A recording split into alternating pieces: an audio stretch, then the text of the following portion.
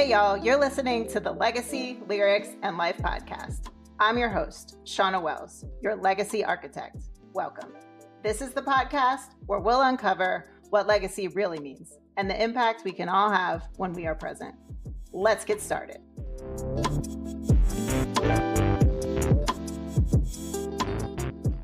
Okay, y'all, I have the pleasure today of being joined by a good friend, Devin Morris, who runs TTL, the Teachers Lounge in Boston. That's not the only thing you got to know about him. He's a pretty cool dad. He says he's the dad to a lion and a moon. And he's got a yellow hat that he wears everywhere. I keep trying to convince him to go with purple. He's got yellow. A fierce fighter for Black and brown lives on behalf of children and adults. And used to design sneakers. And so I'm excited to hear his journey today and to talk with him about the ins and outs of his own legacy and the legacy of the folks he gets to walk alongside. So welcome, Devin. Thank you for having me. You did your research, did your homework. I forget some of the things that I told you about myself. Taking some notes. Happy to be here. Yeah, thank you for joining us. Thanks for wearing your yellow hat. It is the brand. I've learned over quite some time that, and I've just removed the need for anyone to use any other descriptors when I walk into any space, right? It's not the high yellow dude. It's not the dude with glasses. It's not the dude with the receded hairline. None of those things. It's just the dude that always wears the yellow beanie. Oh, yeah, I know that guy. I like how you've taken your brand into your own hands. That's a strategy. That's a strategy. I hope y'all are taking notes. That's a good move. So, Devin, we've been on this conversation on legacy for a while. When you hear me say the word legacy, what comes to mind? I get stressed mostly when I hear, specifically you, but anyone talk about legacy. Mostly because you're asking us to think beyond ourselves, beyond our lifelines. And history shows, and my executive coach will remind me that there's work that we're doing now that we won't get to see. We're planting seeds that we won't get to see harvested. And I think most times the ways in which we do things takes too long for me. And I truly believe that we could act faster, and not swiftly and erratically, but we could make more significant change in a shorter periods of time. So it's hard for me to focus on a future that I'm not a part of when I'm like, we could do more now. But when I think about my legacy, I'm thinking about the work that we're doing here in Massachusetts, thinking about how I want to lead the organization, the team, and the efforts to increase teacher diversity to 25%, ensuring that our babies are the recipients of and participants in and partners in riveting, soul-filling, to use your words, perspective expanding, identity affirming, loving, and joyful education. And I want that for my babies. I want that for all of our babies. And so that's the legacy that, like, I'm selfish. I want to see it in my lifetime. I don't want it just for my grandbabies. Yeah. So that's what I think about most, and try to think about how do I shorten learning curves for the folks who are partnering with me in this work so that we can get a little taste of that future before we become the ancestors. Yeah. The sample, so you can get a little sample of the ice cream. It's interesting because you put them at odds with one another. You say like, okay, I want to act faster, and legacy equals slow. Legacy doesn't equal slow. Okay. Sorry. I shouldn't say that. Legacy, though, when we talk about legacy, we tend to think generations down the line, which I think we should. Mm-hmm. I think the things that I want to see generations from now, I'm like, why can't we have it now? Mm-hmm. I think that's the piece that are at ends. It's not that I think legacy itself moves too slow. The back of my sweatshirt says, give teachers their flowers. It is a profession where you plant seeds where you rarely get to see them harvested, as I named earlier. And the most beautiful thing, the most soul-filling thing that teachers can receive is rarely ever in the classroom, those wins. It's when that student comes back years later and tells you about the impact that you had on their lives. And so many teachers don't get to smell those flowers. These are the things where I'm like, I don't want flowers on my grave. I want them now. I want to see the impact of the work that we are doing. And I think we could move the needle much faster than some researchers would say around teacher diversity and improving outcomes for our babies. Yeah. This is an interesting commentary, right? Because I agree with you that when people hear the word legacy, they think static, they think old, they think building, they think bench, right? And I think we've had conversations around that, right? Like the word legacy is so untouchable and so far from our realities that then we never really explore it. And so let's just explore it for a minute. What would it take to actually see the flowers of your legacy in your lifetime? I think it's happening. And part of my own problem is the word insatiable, right? Like never satisfied. I appreciate any flowers that we get now. And I feel like we are barely scratching the surface Mhm. in the work that we're doing. And so that's what makes it difficult. And you know this, we're building the plane as we fly it. I can see the goalpost, but we haven't seen what it looks like on the other side. And so as we are seeing increased diversity in education, there are new issues to grapple with. And so in essence, the goalpost starts to move and you redesign your legacy by way of recognizing, okay, this was the goal. We got here, but there's so much more work to be done. And I think this is where I know you will push me in my like, then dream beyond yourself so that we're not changing our legacy too frequently. And I think it's okay to adjust it, but you're not changing it too frequently to meet the moment, but you're actually sort of have this purpose filled path that you're taking. And you bring up this interesting point, like where I went back to my very first legacy statement. I have this whole like system we use to write legacy statement. I went back to my very first legacy statement and it's so flat. It's so flat, right? I'm gonna pull it up for you and send it to you later, but it falls like, who was that person? Right. Right. And what I'm hearing you say is as we evolve and become more complex, we see more, we scratch the surface on something, we get a flower for something, we notice something doesn't work, That's we right. can evolve our mindsets. But Dev, Yeah. I think the thing I've learned is what you just said, which is part of why it was flat was because I only saw this. I was very steeped in scarcity mindset. And as soon as I was like, oh, we can have the world. So if I do that, then you see my legacy statement now. It's like that thing promises a lot. Yeah. This is where I hate admitting when you're right. And why legacy statements, but then worse than the statements or harder than the statement, writing the statements themselves is living it out, Yeah. is that you have to see beyond yourself. It's not possible that in my lifetime I could achieve what I've stated to you and maintain it because I don't care that we get there. It's the then what.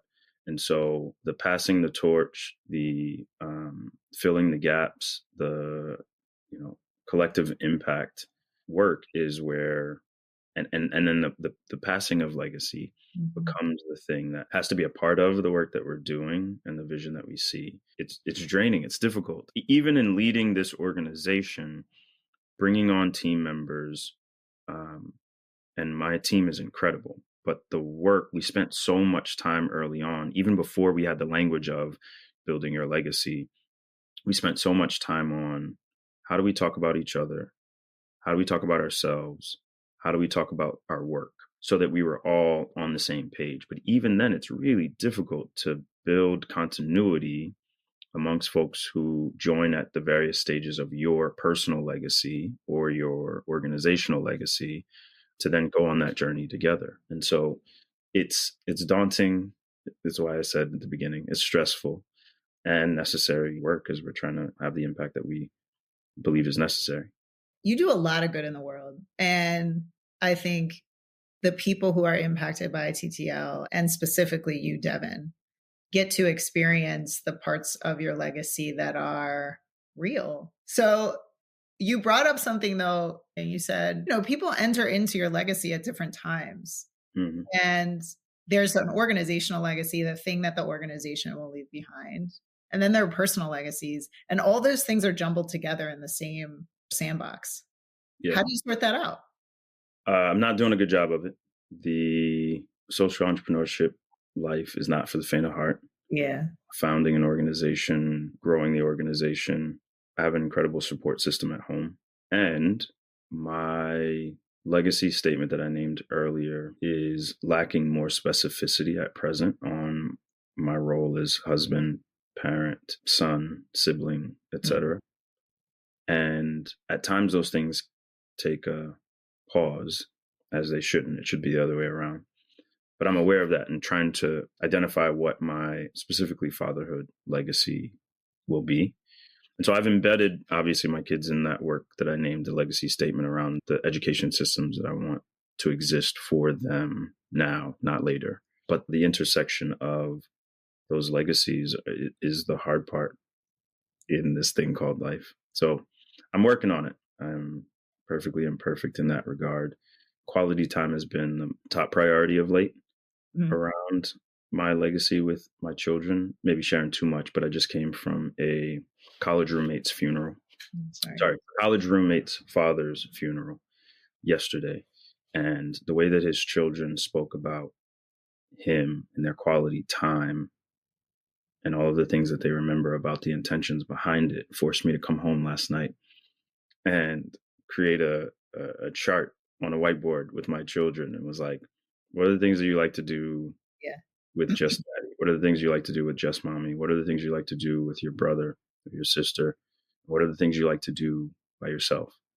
And it was like pulling teeth, but we got it. We got to the end of this thing.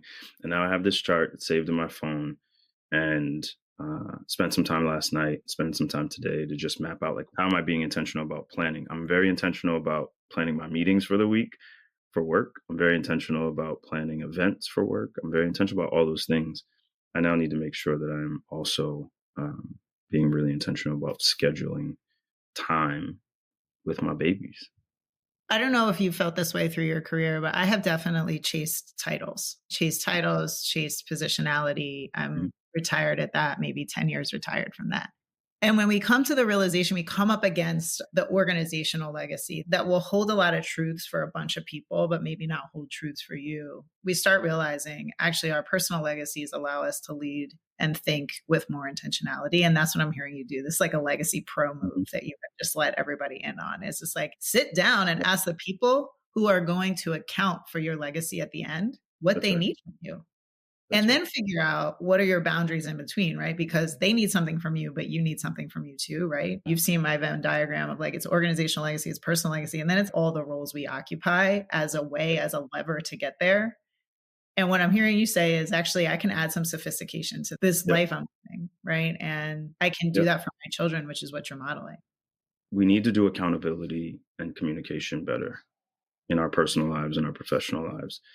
And again, I'm not trying to have my kids talk at my funeral about how trash I was or how much time I didn't spend. Like, I want it to be a vibe. I want it to be a celebration. And I want them to carry on the legacy. It doesn't need to be my education legacy. It doesn't need to be this, but the sort of who we are, how we show up for each other means the world to me as eldest sibling, as a son of parents with a lot of siblings. Like, these are the things that are important in terms of their sort of, like, again, when we talk about passing the torch. And so it was a moment, but, now the hard work starts of not just, we say folks are surveyed out. So I did the survey, but now what, right? We got to implement, I got to check back in, how we doing on this, see how that's sitting with them. And their legacy, their desires, their wants, their needs are going to change over time. Taco Cat Goat Cheese Pizza was a top priority for my 4-year-old yesterday, but I got to check in a couple of weeks and see if that's still the thing that he wants to do. So, yeah, this is a great example. I think our children are brilliant. And so part of what they're telling us when you do exercises like this is what brings them joy. And part of building a legacy is figuring out what are the things that are going to fuel your alignment. And we know from a young age, I understand what my daughter is even telling me about what her energy is. And imagine if we attuned to people like that. What's your energy and what's the life that you're trying to leave and the legacy you're trying to live? Life might be different. And adjusted in the process, because what works for this from parenting, what works for one child does not necessarily work for the other. And so we can't be so rigid in our, this is my legacy and therefore this is what I'm doing. How are you meeting the needs of those who will be the carriers of your legacy moving forward? Yeah. It's stressful. I told you, it's stressful. It's a lot. So you said that a lot. Let's talk about what it's doing for you. What's happening for you now that you have this personal legacy? It's been great. I know what to check in on with myself. I know where I'm fucking up. I know where I'm growing. I think purpose exploration has been what I had been calling it before. And I think that's limiting in that your purpose could change. You could be doing this exploration and realize so you've gone down the wrong path. But the idea that you're planning something that is years beyond you, decades beyond you, you can veer. But if at the end of the day, it's like still working towards that end goal, that's very different. And so it's been great. You talked a little bit about this. I was a career changer. So my mama, you let her tell it. I was always supposed to do education, but I graduated with a marketing degree, started designing sneakers. I was in footwear for about 5 years, got paid to travel and shop. Loved telling people what I did, loved the reaction I would get. But all of my time outside of work was tutoring, mentoring, coaching. My younger siblings are 14, 15, 16 years younger than me. So like youth development was just what I did outside of work. And in grad school, went back from MBA and was taking some social entrepreneurship classes, and a fire was lit. I was working with ed-based nonprofits. We're serving students. Another little known fact, but I was dating a young woman at the time who was in a teacher prep program. So she was becoming a teacher, and I was teaching her how to teach, right? So you talk about mastery of anything is like your ability to teach someone else. And I was like, oh, I can do this. And so a fire was lit. I graduated with a whole MBA and went back to teach. And the difference was night and day in terms of me understanding my, at the time, purpose, and eventually came to learn what my legacy was. But at the time, it was so clear in terms of what I was doing during the day, what I talked about in the evening, what I was like passionate about. It aligned with what I was doing during the day. And so now being in a place where I'm continuing on that journey, continuing to grow my impact, my ways of being in the profession, no longer searching for the title, but just I care about the work, I care about the impact, has been just incredible. There's no comparison for me.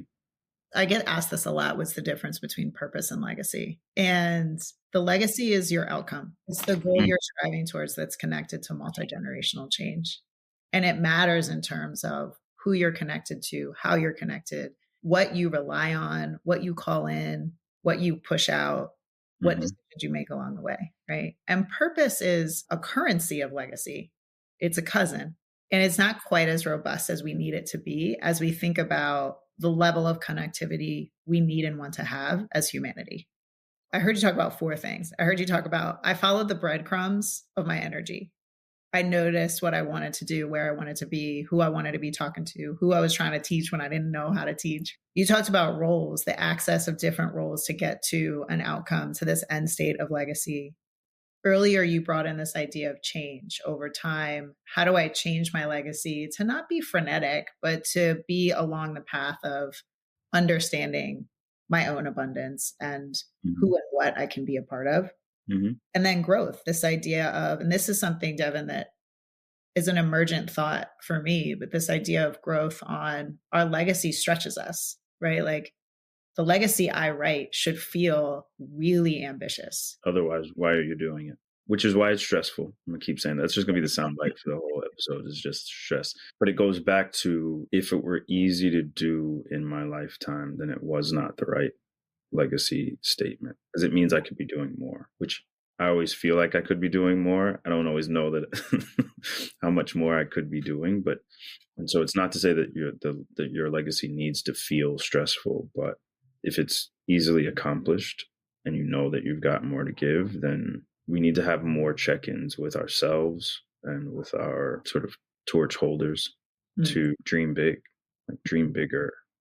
Yes. And the future is a draft, right? We are drafting as much as we know. The past is a draft, right? We're like making sense of it as we come. So the only real thing is the present. And, you know, you bring up this, we have this to-do list. And part of what is our job to do is to explore our to-do list, to do what's mine on the path of my legacy.